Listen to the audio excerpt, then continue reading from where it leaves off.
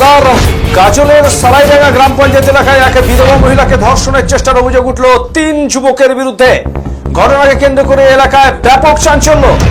2 যুবককে ধরে ব্যাপক মারধর করে এলাকাবাসী। খবর পেয়ে ছুটে যায় গাজল থানার পুলিশ। যদিও একজন পলাতক, আহত 2 যুবককে মালদা মেডিকেল কলেজ হাসপাতালে পাঠানো হয়। অসহায় বিধবা মহিলা গতকাল রাতে স্টেট জেনারেল হাসপাতালে তার চিকিৎসা করানো হয়। খবর পেয়ে গাজল স্টেট জেনারেল হাসপাতালে ছুটে আসেন গাজল বিধানসভার বিধায়ক চিন্ময় দেব বর্মন। নির্যাতিতা মহিলার সাথে সমস্ত বিষয়টি শুনেন তিনি। ঘটনার তদন্ত শুরু করেছে গাজল থানার পুলিশ।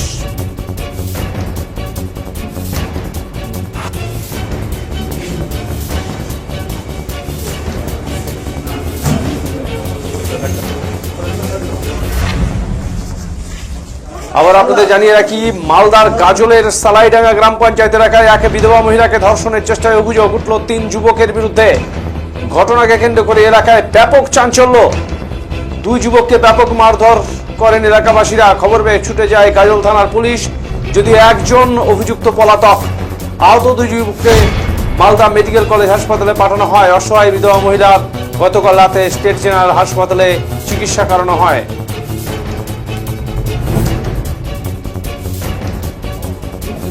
ঘটনার তদন্ত শুরু করেছে গাজল থানার পুলিশ। শুনবো নির্যাতিতা মহিলা কি জানাচ্ছেন।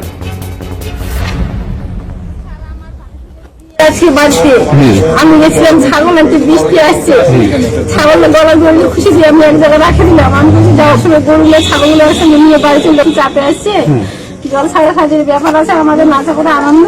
তা আমি বলছি তাহলে একসঙ্গে নিয়ে যাই। গরুটার বাছুরে নিয়েছিলাম। 3টে ছেলে ভুটো বাড়িতে ঢুকে আসে, আমি কিচ্ছু জানি না। আমাকে ধরে ভুটো বাড়ি খুঁজতে নানান রকম নানান তারপরে নিয়ে এসে স্যার ভুট্টো বাড়িতে আমি গরুটা নিয়ে আসলাম বাড়িতে।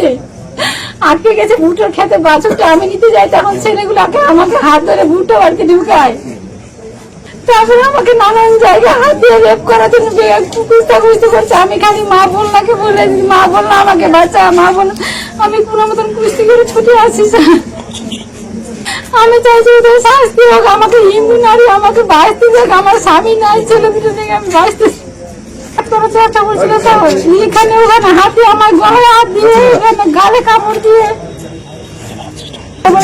মেয়েটাকে মারতে, মাগিকে মার, সারা গায়ে ধর, টিপে ধর, কে বলছে বুঝে যাওয়ার দম কাজ, নানান রকম নানান কথা বলছে স্যার।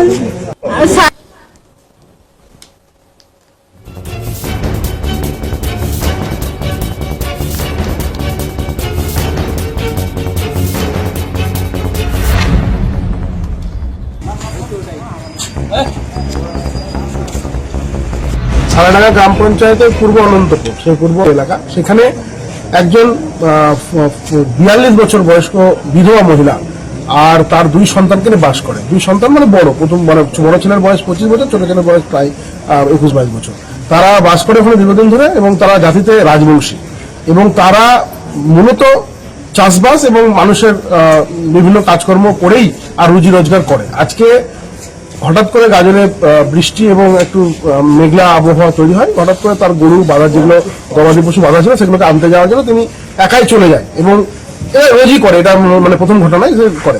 হঠাৎ করে ভুট্টা ক্ষেতের মধ্যে থেকে 3 জন ছিল তাকে ধরে আর ভুট্টা ক্ষেতের মধ্যে নিয়ে যাওয়ার চেষ্টা করে এবং তার সঙ্গে শারীরিক নির্যাতনের চেষ্টা করে এবং তার বাধা দিতে গেলে তাকে জোরপূর্বক 3 জন ছেলে মিলে, 3 জন মানে কি বলবো, মানে একদম যুবক, তাকে ধরে মাটিতে ফেলে দিয়ে তাকে রেপ করার চেষ্টা করে। তার শরীরের বিভিন্ন জায়গায় ক্ষত তৈরি হয়েছে, সেটার এক্সামিনেশন এখানে হলো, আমাদের গাজল আর স্টেট জেনারেল হসপিটালে হলো।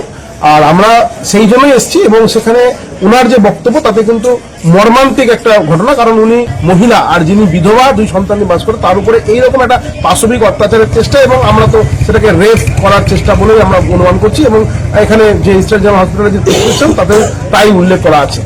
সালাইডাঙ্গা গ্রাম